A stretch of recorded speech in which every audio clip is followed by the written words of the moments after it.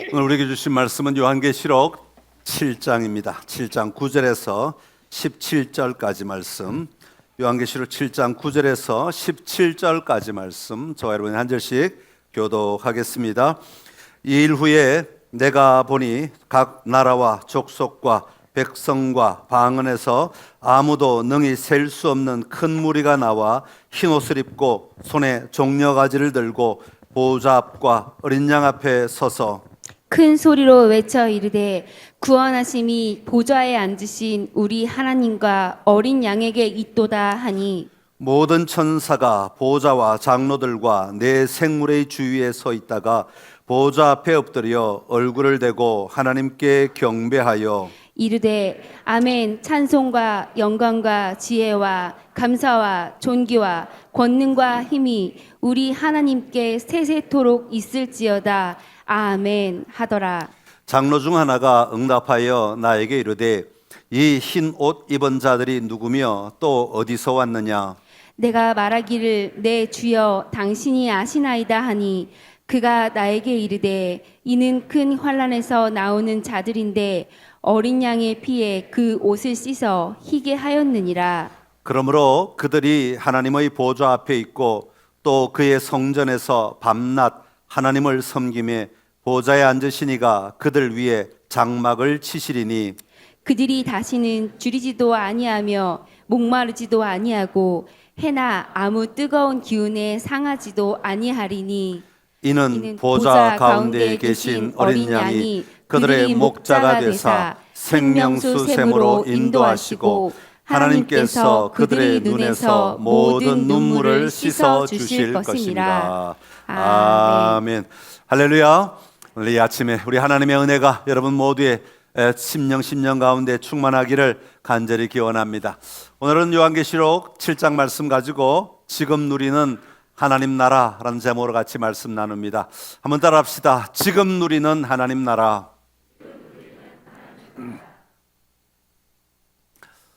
짧은 기간 외국에 갈 때 가장 어려운 것 중에 하나는 시차입니다. 시간 차이. 동남아는 한두 시간 정도밖에 차이가 안 나니까 별 문제가 되지 않지만 한국은 낮인데 밤인 지역, 한국은 밤인데 낮은 지역, 완전히 시간이 굉장히 많이 나는 지역으로 가게 되면 이 시차 적응하는 것이 참 어렵습니다. 예를 들어 오후에 비행기를 타고 멀리 가다 보면 한 12시쯤 되면 이제 도착하게 됩니다. 한국 시간으로 한 12시쯤 되면 도착하는데 비행기에 내려서 밖에 탁 나가보면 이제 아침인 거예요. 아침 9시. 그러면 비행기 안에서 잠을 못 잔 데다가 밤이 갑자기 없어져 버렸잖아요. 제 인생에 갑자기 밤이 사라져 버린 거예요. 그러니까 저녁이었는데 분명히 아침이 되어버리면 이 밤 시간을 내가 내 신체가 반응해야 하는데 반응하지 못하다 보니까 그날 얼마나 고통스러운지 몰라요. 그래서 이를 악물고 그냥 차가운 걸 마셔가면서 돌아다녀가면서 뭘 해가면서 일부러 말을 해가면서 그 잠 안 자려고 애를 써요. 점심을 먹고 나면 이제 막 몰려오는 그 졸음을 어찌할 수가 없어서 견디기 어렵습니다. 그래도 참고 저녁은 먹고 자야지. 그리고 저녁 먹고 들어가서 쓰러져 자는 거예요. 그러면 이제 조금 견딜만 해요. 그 다음 날은 밤에 자니까. 그런데 그 낮에 일찍 들어가서 자버리면 그날은 밤엔 또 깨는 거예요. 한국 시간에 낮이니까 깨가지고 밤을 그냥 텔레비전 켰다 껐다 그러다가 또 아침을 맞게 되면 또 이제 졸리기 시작하는 거죠. 예전에 미국에 우리 청소년들을 데리고 비전 트립을 간 적이 있어요. 제가 15인승 밴을 빌려갖고 운전을 하면서 아이들을 뒤에 태우고 가는데 미국에 갔거든요. 그러니까 이 밤낮이 바뀌는 자리잖아요. 이 애들은요 타면 자는 거야. 차를 타면 자는 거야. 데려간 저 입장에서는 어떻게든 아이들에게 좋은 걸 보여주고 싶고 여기서 뭔가를 느끼게 하고 싶고 뭔가 알려주고 싶어서 앞에 좋은 게 나오면 얘들아 봐, 일어나서 봐, 저거 멋있잖아. 그러면 룸미를 통해서 뒤를 보면 전부 다 자고 있어. 그리고 밤에 호텔 투어 저녁에 어떻게든 하여튼 밥 먹으러 내렸다가 탔다 내렸다 그건 또 해요. 밥 먹을 땐 또 깨요. 그러다가 이제 저녁에 호텔 데려다 놓으면 얘들이 밤에 잠을 안 자요. 그리고 제 방에 인터폰을 해가지고 목사님 심심해요 그래. 아니 자야 될 시간에 니들 깨어있는 너희들이 잘못이지, 그걸 심심하다 그러면 나보고 어떡하라 그러냐, 놀아줘야 되느냐, 그렇게 농담을 하긴 합니다만은, 애들 그렇게 며칠을 거의 절반을 그렇게 보내요. 밤낮이 바뀌어서 감당을 못해가지고 그 낮 시간을, 일주일에 낮 시간을 다 버리는 거예요. 얼마나 아까운 거예요. 이게 참 어렵죠. 그래서 어떤 사람은 장거리 이렇게 미국 가는 비행기를 타면 비행기 타자마자 시계를 한국 시간에서 미국 시간으로 바꿔놔버려요. 도착지 시간으로 바꿔놔요. 지금 내가 도착할 자리가, 내가 지금 갈 자리가 밤 12시네? 그러면 내가 지금 한국 시간으로는 저녁이어도 오후여도 내가 자야겠다 하고 안대를 끼고 귀를 막고 밥도 안 먹고 자려고 노력을 합니다. 영화도 안 보고 자려고 해요. 왜냐하면 지금 내가 가야 될 시간이 자는 시간이기 때문에. 그래서 비행기에서 몇 시간이라도 자면 아침에 나가서 활동을 할 수가 있어요. 시간이 아깝지 않게 보낼 수 있는 거죠. 그래서 현지의 시간을 바꿔놓고 가는 사람이 있다는 거죠. 그래서 비행기 안에서 한국 시간으로 보내는 게 아니라 현지 시간으로 보내는 거죠. 여러분, 오늘 우리가 지금 여기서 하나님의 나라를 누리는 것은 바로 그런 겁니다. 하나님 나라의 시간을 오늘 내 자리로 가지고 와서 내 시계를 세상의 시계에 맞춰 놓는 게 아니라 하나님 나라의 시각에 맞춰 놓고 살아가는 거예요. 그게 지금 여기서 누리는 하나님의 나라의 개념입니다. 분명히 내가 지금 살고 있는 땅은 세상이지만 여기에 하나님의 나라의 시간표, 하나님의 나라의 개념, 하나님의 나라의 방법, 하나님의 나라의 원리들을 가지고 여기서부터 내가 살아가기 시작하는 거예요. 이게 성도의 삶의 모습인 것입니다. 여기는 여기대로 살고 죽으면 가서 거기서 살아지, 아니요, 하나님은 우리에게 그걸 요구하는 것이 아니라 지금 여기서부터 하나님의 나라를 누리며 살아가는 자가 되라고 요청하고 있는 것이죠. 우리는 올 한 해 삶 속에 회복되는 하나님 나라를 누리며 살아가려고 도전하고 있습니다. 하나님 나라를 여기서 누린다는 것, 어디서 우리가 연습해야 되고 어디서 경험해야 되고 어디서 실습을 해야 될까요? 여러분, 하나님의 나라를 지금 여기서 누리며 살아가는 사람들의 모임을 뭐라고 부르느냐 하면 교회라고 부르는 거예요. 그래서 교회는 삶 속에서 누리는 하나님 나라의 상징과도 같은 것이고 삶 속에서 누리는 하나님 나라의 모델과도 같은 것입니다. 하나님 나라의 시간을 여기에 가져와서 살기는 사는데 세상 속에서 살아내기가 너무 어렵잖아요. 그걸 연습하는 곳이 교회다. 그거를 또 함께 힘을 모아 살아내는 곳이 바로 교회다라고 하는 것입니다. 그런데 하나님 나라의 모델인 이곳이 하나님 나라 같지 않을 때가 있더라는 겁니다. 아니, 교회가 하나님 나라의 모델이라면 여기 오면 누구나 하나님의 나라를 누리고 누구나 하나님의 마음을 알고 누구나 하나님의 의도대로 살아가면 정말 좋겠는데, 아니 와보니까 여기도 여전히 사람이 모인 곳이라 이게 하나님의 나라가 아닌 것 같을 때가 너무 많다는 거예요. 여러분, 왜 하나님의 나라 같지 않을까요? 왜 교회는 분명히 하나님의 나라의 예표라고 해서 여기 만들어 주셨는데, 예수님이 만들어 주셨는데 왜 교회가 하나님의 나라 같지 않을까요? 그 이유는 다른 데 있지 않습니다. 하나님의 나라의 시간을 갖다 쓰지 않고 세상의 시간에 여전히 끌려가기 때문에 그런 거예요. 다시 말하면 하나님 나라의 방법과 하나님 나라의 원리를 가지고 이곳에서 살아내야 하는데 그 삶은 살지 아니하고 여전히 세상의 방법과 세상의 원리와 세상의 논리대로 살아가니까 여기가 하나님 나라 같지 않은 곳이 되어버린다는 겁니다. 그런 차원에서 우리는 교회는 어떤 곳인가 하는 것을 분명히 알아야 됩니다. 여러분, 그냥 우리가 그냥 예배 드리는 곳 이런 정도의 개념이 교회가 아닙니다. 여러분, 교회를 알아야 여기서 지금 하나님의 나라를 누리며 살아갈 수 있는 겁니다.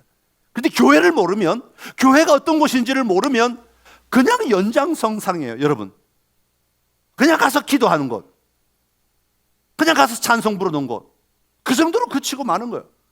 내가 소원이 있었는데 가서 비는 곳, 그 정도로만 여기고 마는 거죠. 여러분, 교회는 그런 것이 아닙니다. 그래서 교회라고 하는 곳에는 중요한 내적 속성이 있어요. 교회가 어떤 곳인가를 알려주는 이 지표들이 있다 하는 겁니다. 그걸 가리켜서 교회의 내적 속성이라고 부릅니다. 신학적 용어이긴 하지만 뭐 어려운 단어가 아니니까 한번 따라합시다. 교회의 내적 속성. 여러분, 예수님이 부활하시고 성천하신 이후에 사도들이 복음을 전하면서 가정이 변화되기 시작합니다. 그래서 가정이 교회가 되는 거예요. 왜냐하면 그 당시 가정은 가족들만 있는 게 아니라 노예들도 있고 함께 살아가는 사람들이 꽤 많았기 때문에 우리 개념으로 하면 충분히 교회로서의 역할을 다 할 수 있는 그런 정도가 됐어요. 10명이 되기도 하고 뭐 20명이 되기도 하고 이런 식으로 100명, 2,000명 이런 건 아니라.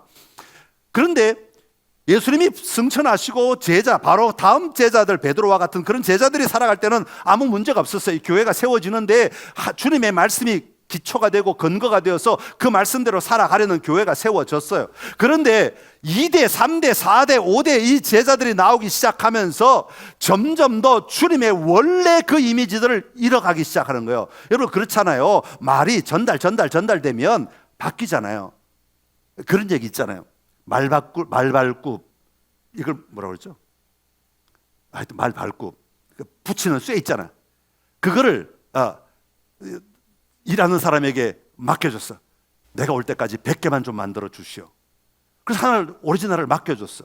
그런데 이 일하는 사람이 그 오리지널을 가지고 하나를 카피를 했어요. 복사를 해서 그대로 만들었어.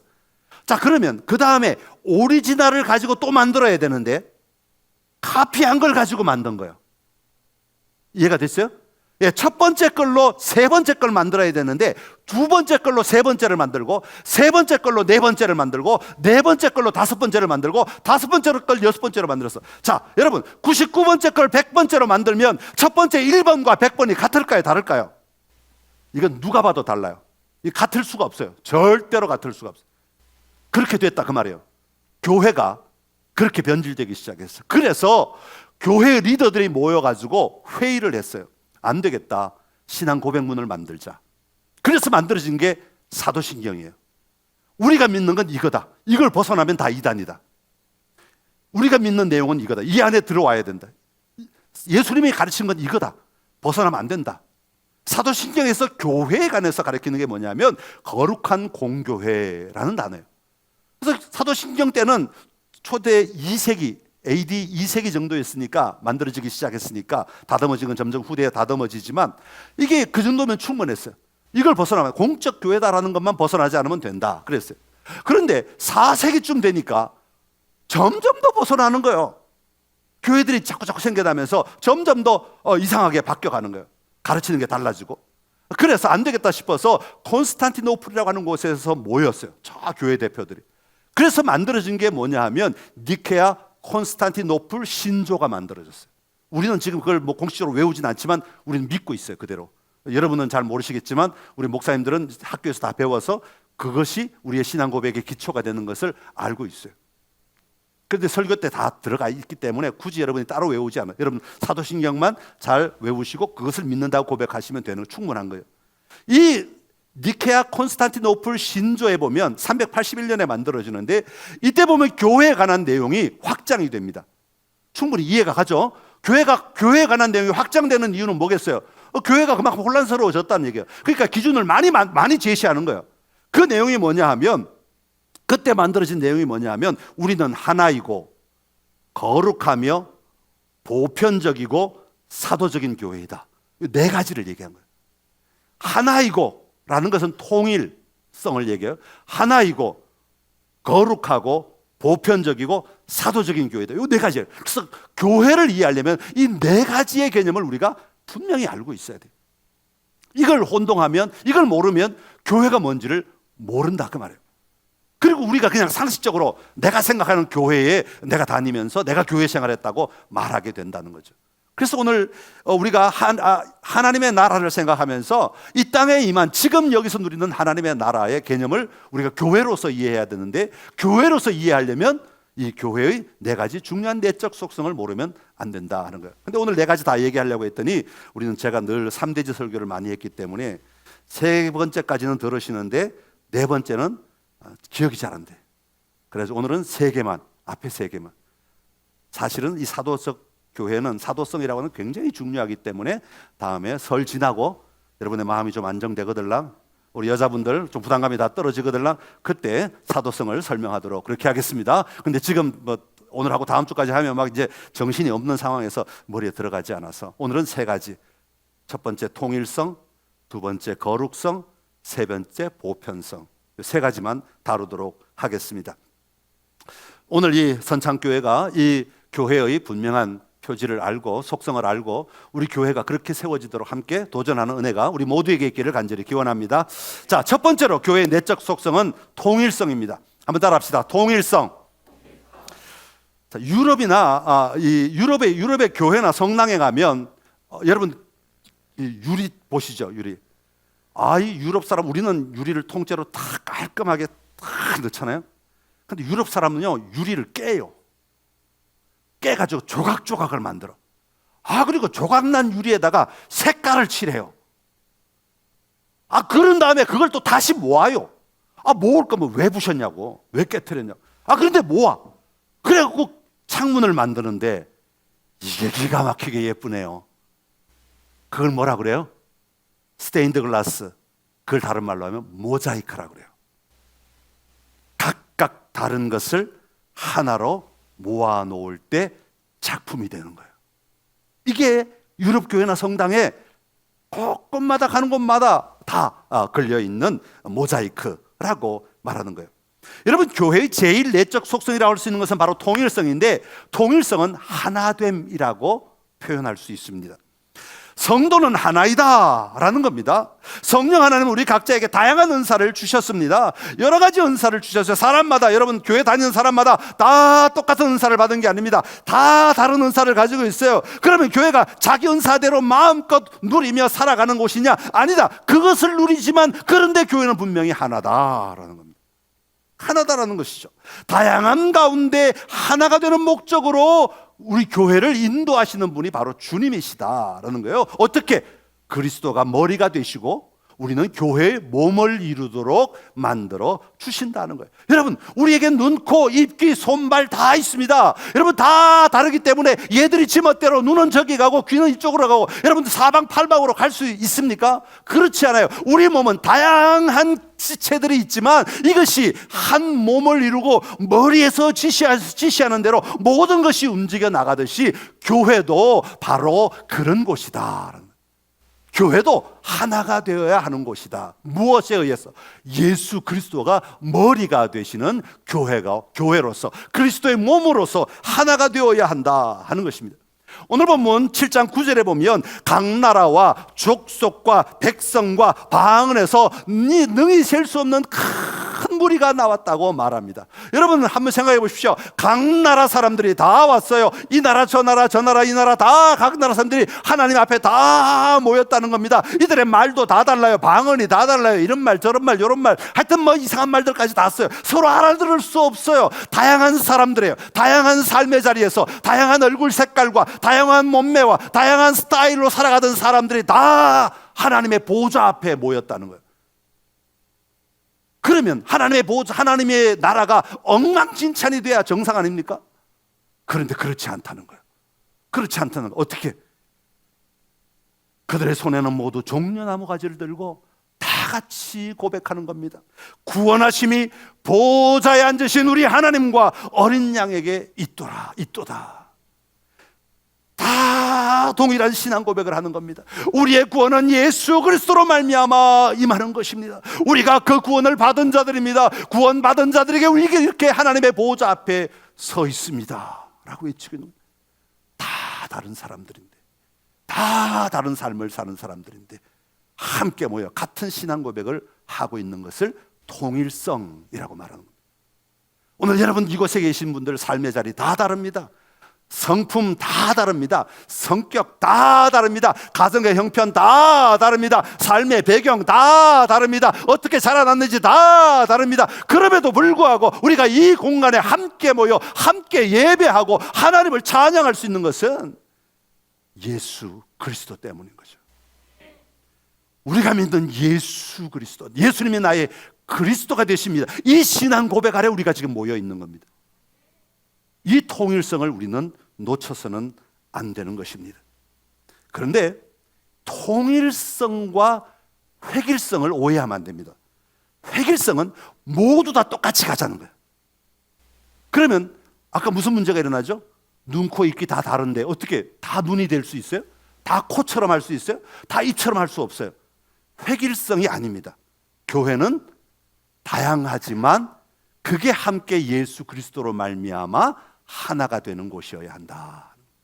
이게 지상에서 지금 여기서 누리는 하나님의 나라이고 우리가 가서 누리게 될 하나님 나라의 모습이라고 성경은 말씀하고 있는 겁니다. 획일성은 교만을 일으켜요. 그러나 통일성은 사랑이 일어나게 됩니다.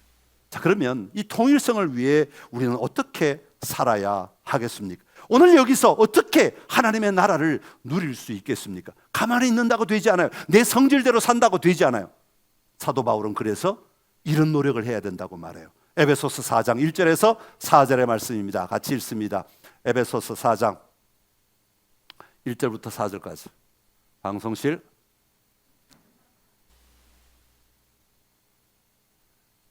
제가 읽어드리겠습니다. 그러므로 주 안에 갇힌 내가 너희를 권하노니 너희가 부르심을 받은 일에 합당하게 행하여 모든 겸손과 온유로 하고 오래 참음으로 사랑 가운데서 서로 용납하고 평안에 매는 줄로 성령이 하나 되게 하신 것을 힘써 지키라. 몸이 하나요 성령도 한 분이시니 이와 같이 너희가 부르심의 한 소망 안에서 부르심을 받았느니라. 어떻게 해요? 겸손과 온유로 하고 나와 다르다고 비난하고 판단하고 그렇게 살아가는 것이 아니라 겸손과 온유로 하고 오래 참음으로 사랑 가운데서 서로 용납하고 평안에 매는 줄로 성령이 하나 되게 하신 것을 힘써 지켜야 한다는 것입니다. 이게 지금 여기서 우리가 해야 될 일들이다. 이게 교회 안에서 해야 될 일들이다. 그렇게 말씀하고 있는 겁니다. 여러분, 삶 속에 확장되는 하나님의 나라를 누리는 교회로서 우리 교회 안에 이 교회의 통일성을 잘 누리며 사는 삶이 우리 안에 충만하기를 간절히 기원합니다. 두 번째로 교회의 내적 속성은 바로 거룩성입니다. 한번 따라합시다. 거룩성. 여러분, 거룩하다는 말은 자주 들어서 아시겠지만 분리되었다 그런 뜻이에요. 구별된다 그런 뜻이에요. 구별된다. 하나님 앞에 드려지기 위해서는 세상으로부터 구별된 삶을 살아야 한다라는 거예요. 구별된 자들이 되어야 된다 하는 거예요. 세상 사람들의 욕심처럼 따라 살아가는 것이 아니고 세상 사람들의 욕망처럼 따라 살아가는 것이 아니고 우리는 분명히 구별된 삶을 사는 자들이 된다. 그게 어디냐? 바로 교회다라고. 교회 오면 교회 안에서 여러분 우리는 이 훈련을 해야 되는 거예요. 아, 나는 구별된 삶이 있는가? 내 안에 구별된 사고방식이 있는가? 구별된 삶의 자리를 구분할 수 있는가? 구별된 삶을 살아내고 있는가? 이것을 우리는 언제나 연습하고 도전해야 하는 것입니다. 그래서 거룩성은 우리가 가지는 삶의 가치를 바꾸지 않으면 안 된다라는 것을 요구하고 있는 거죠. 그런데 여러분, 코로나 지나면서 세상이 교회를 향해서 손가락질하는 일이 많아졌어요. 세상이 교회를 향해 비난하는 일들이 많아졌어요. 여러분, 왜 비난할까요? 왜 세상이 교회를 비난할까요? 신기하게도 세상이 교회를 비난하는 이유는 교회가 세상과 똑같은 가치를 가지고 살아가기 때문에 비난하는 겁니다. 교회가 세상처럼 탐욕을 부리며 살아가고 교회가 세상처럼 권력을 위해 살아가고 교회가 세상처럼 남을 짓밟으면서 살아가고 교회가 세상처럼 높은 것을 좋아하며 살아가고 교회가 세상처럼 남을 무시하며 살아가니까 세상 사람들이 손가락질하는 거예요. 신기하지 않으세요? 저는 되게 신기한데, 아니 세상처럼 살았는데 자기들처럼 살았는데 왜 자기는 가만히 있어서 우리를 향해서 손가락질 하느냐고요. 신기하잖아요. 세상 사람들 안에 무슨 개념이 있어요? 교회 다니는 사람은 구별된 사람이야. 구별된 세상 사람들이 알아요. 교회 다니는 사람은 달라야 된다는 걸 세상은 알아요. 그런데 누가 몰라요? 우리가 몰라요. 정작 구별된 삶을 살아야 하는 내가 몰라요. 그러니 세상이 기준인 줄 알고 세상처럼 막 그렇게 살아가는 거예요. 그러니 세상 사람들이 저 사람들은 기독교인 아니야? 왜 저렇게 사는 거예요? 저 사람들 예수 믿는 사람 아니야? 왜 저렇게 사는 거야? 당신 교회 나간다며 왜 그렇게 사는 거야? 자기처럼 살았는데, 세상의 모든 사람들처럼 살았는데 손가락질 한다니까요. 여러분, 교회의 정체성은 구별된 자들이어야 돼요. 그런데 그 구별됨을 안 보여주면 세상은 우리를 비난하게 되어 있어요. 그게 정상적인 일이라고요. 오늘 본문에 보면 13절과 14절에 어린 양의 피에 그 옷을 씻어 희게 하였다, 그렇게 말합니다. 여러분, 흰 옷은 승리의 상징이에요. 우리가 마침내 주님 앞에 가게 되면 우리 모두 다 흰 옷을 입게 될 겁니다. 그 흰 옷이 어떻게 만들어진 것이라고요? 그리스도의 예수 어린 양의 피로 씻어 희게 된 옷이다, 그 말이에요. 여러분, 우리가 스스로 잘나서 된 거 아닙니다. 우리가 1년 내내 열심히 빨래해가지고 흰 옷 만들어서 입고 올라가는 것 아니에요. 그러니까 여기서 뭐 흰 옷 입고 아무리 애 써봐야 맨날, 우리 앞집 맨날 흰 옷 입고 다니잖아요. 소용없어요. 흰 옷 입다고 저절로 하늘나라도 가서도 흰 옷 입는 거 아니에요. 그 얘기를 하는 게 아니라고요. 이 흰 옷은 내가 찾아서 내가 사서 입는 게 아니라 예수 그리스도께서 입혀주시는 거예요. 예수 그리스도, 예수님이 나의 주님이심을 믿고 예수님이 나를 죄에서 구원하시는 분이심을 믿고 살아갈 때 우리에게 흰 옷을 입혀주시는 거예요. 그 옷을 입고 우리는 다 하나님 앞 보좌 앞에 서게 될 거라고 그 얘기를 하고 있는 거예요. 요한계시록이 지금 어린 양의 피로 씻어 거룩한 자가 되었다는 거예요. 오직 예수 그리스도를 의지하여 살아가야 된다는 거예요. 그래서 우리는 예수 그리스도의 원리를 따라야 되고 예수 그리스도의 법을 따라야 되고 예수 그리스도의 진리를 따르며 사는 자들이 되어야 돼요. 그게 우리의 가치관이 되어야 되고 그게 우리의 삶의 원리가 되어야 되고 우리의 습관이 되어야 하는 거예요. 그게 교회단 말이에요. 교회.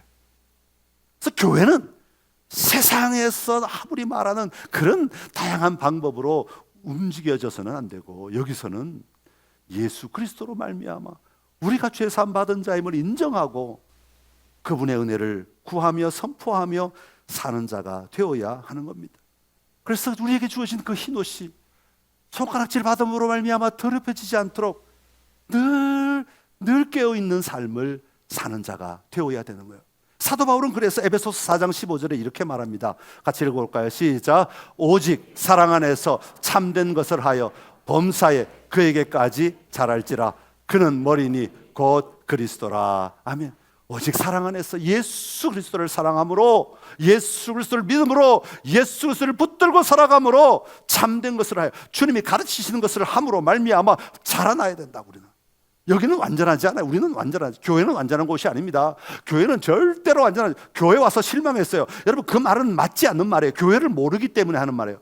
교회를 알면 교회에서 실망하는 건 당연한 거예요. 왜냐하면 아주 자라나기 때문에. 아이 어린아이 보고 왜 안 걷냐고 왜 안 뛰냐고 그건 누구 잘못이에요? 어린아이가 잘못됐어요? 그 말하는 사람이 잘못됐어요? 그 말하는 사람이 잘못됐어요. 누워 있어야 되는 어린아이는 누워 있는 게 정상이에요. 아직 자라나지 못했기 때문에 누워 있는 게 정상이에요. 그런데 왜 다른 사람들처럼 안 뛰냐고 이 교회는 틀렸어, 이 교회는 잘못됐어 이렇게 말할 수 없다는 거예요. 왜냐하면 다 자라나야 하기 때문에. 영적으로 다 자라나야 돼요. 그래서 우리의 목표는 성숙이어야 해요. 그래서 우리가 성품이 바뀌어야 되고 날마다 이 말씀 앞에서 우리의 성질도 바뀌어야 되고 성격도 바뀌어야 되고 성품도 바뀌어야 되고 바뀌어야 될 게 많아요. 그래서 만나서 서로 다른 사람이 만나가지고 부딪혀 가면서도 나를 바꾸고 세워가는 게 교회다 그 말이에요. 그래서 교회 거룩성을 모르면 우리는 교회에서 넘어질 때가 참 많다. 여러분 절대로 넘어지지 마십시오. 오뚜기가 되십시오. 넘어져도 다시 일어나십시오. 왜냐하면 교회가 그런 곳이에요. 내가 일어나도록 도와주는 곳이에요. 일어나도록 세워주는 곳이에요. 또 일어나라고 격려하는 곳이에요. 그대로 누워있지 말라고, 쓰러져 있지 말라고, 또 도전하라고. 상처받았어? 또 도전합시다. 또 도전합시다. 또 도전합시다. 그렇게 세워져 가는 것이 교회입니다. 여러분, 이 교회의 거룩성이 우리 안에 충만하기를 간절히 기원합니다. 마지막으로 교회의 보편성은, 교회의 속성은 보편성입니다. 한번 따라합시다. 보편성. 교회의 보편성은, 교회는 보편적이다, 일반적이다, 똑같다, 그런 의미를 가지고 있습니다. 이 말을 풀어서 설명하면 이 땅에 있는 교회는 그 장소가 어디든지 상관하지 않고 신앙 고백이 같다면 다 같은 교회다라는 겁니다. 여러분, 교회 이름이 붙었다고 다 같은 교회다, 그 말이 아닙니다.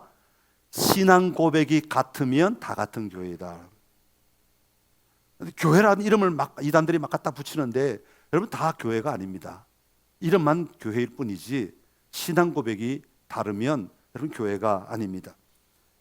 그래서 그 교회가 농촌에 있든지 바닷가에 있든지 산골에 있든지 아니면 10명도 안 되는 교회든지 1000명이 모이던 교회든지 신앙 고백이 같다면 다 같은 교회다라는 겁니다. 그래서 같은 교회이기 때문에 다 통역자가 되어야 된다라는 겁니다. 누가 누구를 지배하고 다스리는 게 아니라 같은 하나님의 교회로서 같이 가야 된다라는 겁니다. 이게 보편성입니다. 이 보편성을 무시하면 우리 안에 우월감이 생겨요. 내가 선창교회 다니는데. 여러분, 그렇게 어기는 이유가 뭡니까? 숫자가 많이 나오는 교회이기 때문에. 그러면 우리보다 더 많이 나오는 교회 앞에 가면 얽매기 주고 그러고 살아야 되잖아요. 그게 아니라고요. 그런 교회가 아니라고요. 숫자가 10명이든 3명이든 100명이든 1000명이든 간에 신앙 고백이 같다면 다 같은 교회다. 믿음의 동역자들이다. 이 지역에 사는 교회들이 신앙 고백이 같다면 우리는 교회가 크든 작든 선창교회든 아니면 다른 교회든 간에 우리 믿음의 동역자들입니다. 같이 기도합시다. 같이 이적을 품읍시다. 같이 함께 도전합시다. 믿음의 동역자다, 이 말이에요. 성도들이 다 다릅니다. 사람 천차만별해요. 잘 사는 사람, 못 사는 사람, 배운 사람, 못 배운 사람 다 다양합니다. 그러나 교회는 보편성이 있단 말이에요. 누구든지 신앙 고백이 똑같다면 세상적으로는 다를지 모르지만 교회 안에서는 다 똑같다. 다 똑같다. 그래서 우리는 정말 조심해야 될 게 몇 가지 있어요. 걸려 넘어지지 않아야 될 게 있어요. 예를 들자면 직분 같은 거죠. 어떤 직분이면 더 좋을 거다? 나쁠 거다? 아닙니다, 여러분. 그는 사역을 위해서 맡기신 것이지 그게 신앙의 척도를 말하는 것은 절대로 아닙니다. 절대로 아닙니다. 교회의 보편성을 모르면 그런 것에 목숨 걸게 돼요. 그게 우리 신앙을 표현하는 척도가 절대로 아닙니다.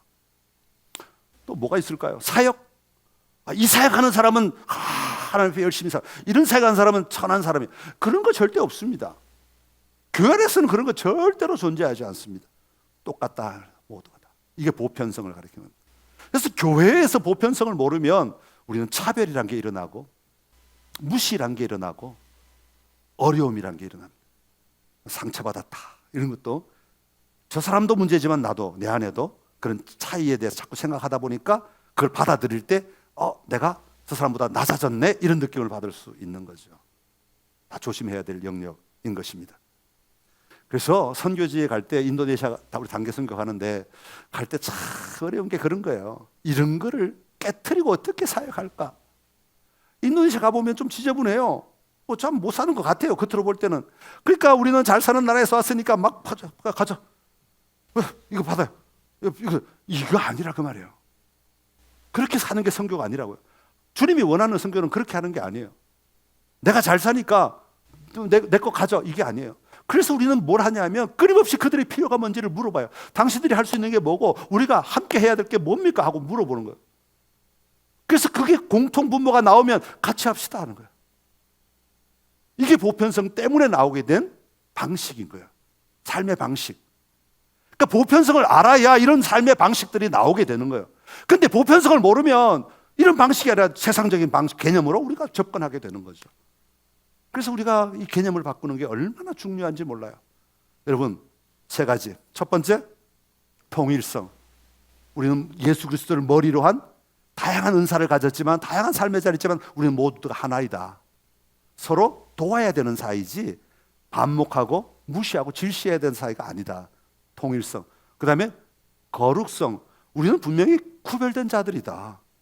세상에서 떨어져 살아라는 얘기가 아니라 세상에서 살아가되 우리의 머릿속에 우리의 삶의 기준에는 예수 그리스도가 언제나 자리하고 그 기준으로 사는 자가 되어야 된다. 그걸 안 하고 세상처럼 살면 세상이 손가락질한다. 너 왜 그렇게 살아? 라고. 그 다음에 세 번째는 보편성.